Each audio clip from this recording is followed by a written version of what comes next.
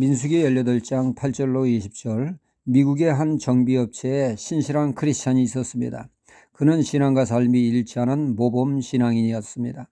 그런 그를 동료들은 못마땅하게 여겼죠. 그들은 집단으로 그를 왕따시키며 괴롭혔습니다. 하지만 그는 이에 아랑곳하지 않고 그 누구보다 성실하게 일을 했습니다. 그러던 어느 날 사장님이 그를 불렀죠. 사장님은 말을 합니다. 자네가 보다시피 나는 늙었네. 이제 은퇴해야 될 것 같아. 그래서 자네를 부른 것이네. 내가 지금까지 수년 동안 자네를 지켜보았는데 자네처럼 성실하게 일하는 사람은 본 적이 없네. 내 바람은 내가 은퇴해도 이 업체가 계속 발전하기를 원하지. 내가 보기에 자네가 그렇게 할 수 있는 사람으로 보여지니 그러니 자네가 이 업체를 인수하게나. 이에 신실한 크리스찬은 말하기를 사장님, 저는 그럴 돈이 없습니다. 그런 건 걱정 말게. 내가 외상으로 넘기겠네. 자네는 얼마 안 가서 이 문제를 해결할 거야. 그는 그 업체를 인수하게 되었죠. 문제는 늘 그를 괴롭히던 동료들에게는 날벼락인 소식이었죠. 그를 괴롭혀 왔으니 이제는 그 사장 눈에 찍혀 해고될 것이 분명하다고 그들은 부들부들 떨었습니다. 사장은 그들을 용서하며 우리 함께 힘을 모아 이 정비업체를 발전시키자고 하는 감동의 말에 그들이 열심히 일해서 7년 만에 완전 인수하게 되었고 그 업체는 놀랍게 발전하게 됐다는 이야기입니다. 하나님의 백성이 하나님의 마음을 흡족해야 하면 하나님이 그 사람의 인생을 팍팍 밀어주십니다. 하나님이 그 양치기 소년 다윗을 향해 저는 내 마음에 합한 자, 내 마음에 쏙 드는 자라고 인정했을 때 아무도 알아주지 않던 양치기를 일국의 왕으로 우뚝 세워 주셨습니다. 솔로몬이 왕이 되어 하나님의 나라를 어떻게 하면 잘 다스리냐 노심초사하면서 지혜를 구했을 때 하나님은 이를 매우 흡족하게 여기셨습니다. 이를 기쁘게 받으시며 그가 구하는 지혜는 물론 구하지 않은 것까지 더불어 주시는 역사가 있었습니다. 그러기에 주님은 마태복음 6장에서 먼저 그의 나라와 그의 의를 구하라.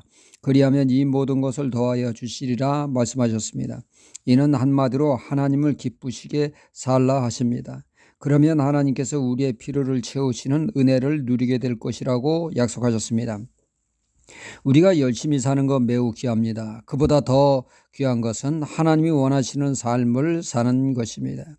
하나님이 원하시는 삶을 살 때 하나님의 놀라운 은혜를 맛보게 됩니다. 그러나 하나님이 원하는 삶과는 상관없이 자신의 야망을 이루기 위해서 살게 되면 삶이 피곤해집니다.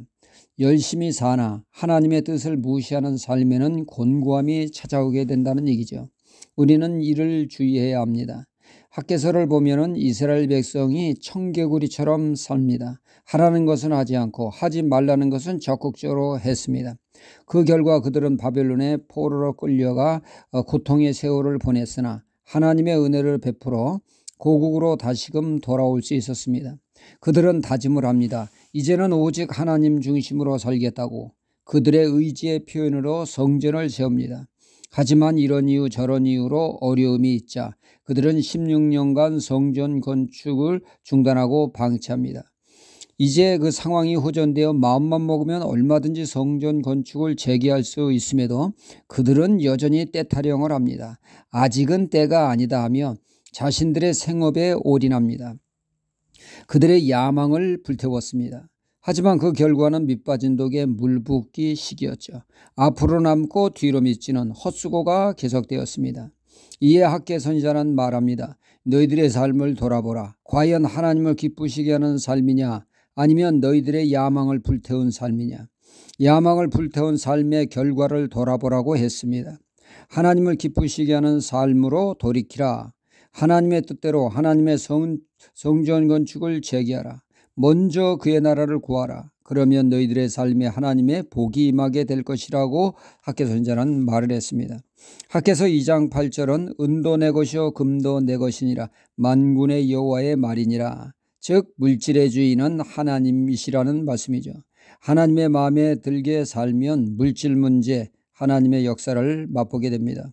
오늘 말씀에 하나님의 제사장들에 대한 생계에 대하여 말씀하고 있습니다. 그들에게 곡식 제사에 드린 예물을 취할 수 있도록 하게 하셨고 화목 제물의 일부를 첫 열매를 그들의 수입원으로 주셨습니다. 그러시면서 20절에 하나님이 그들의 분기시요 기업이라 하셨습니다. 그러니까 너희들의 진정한 수입원은 하나님 자신이라고 하는 말씀입니다. 하나님이 그들의 경제적인 필요를 공급해 주시는 근원이라는 말씀입니다. 하나님이 맡기신 하나님의 뜻을 추구할 때 이 땅에서 필요한 것을 공급해 주시겠다고 하는 약속의 말씀입니다. 베드로전서 2장 9절에 믿는 우리는 제사장이라고 하십니다. 우리가 하나님의 뜻을 추구하며 살 때 이 땅의 필요를 채워주시는 그 하나님을 만나게 될 것입니다. 간증 있는 삶이 될 것입니다. 할렐루야.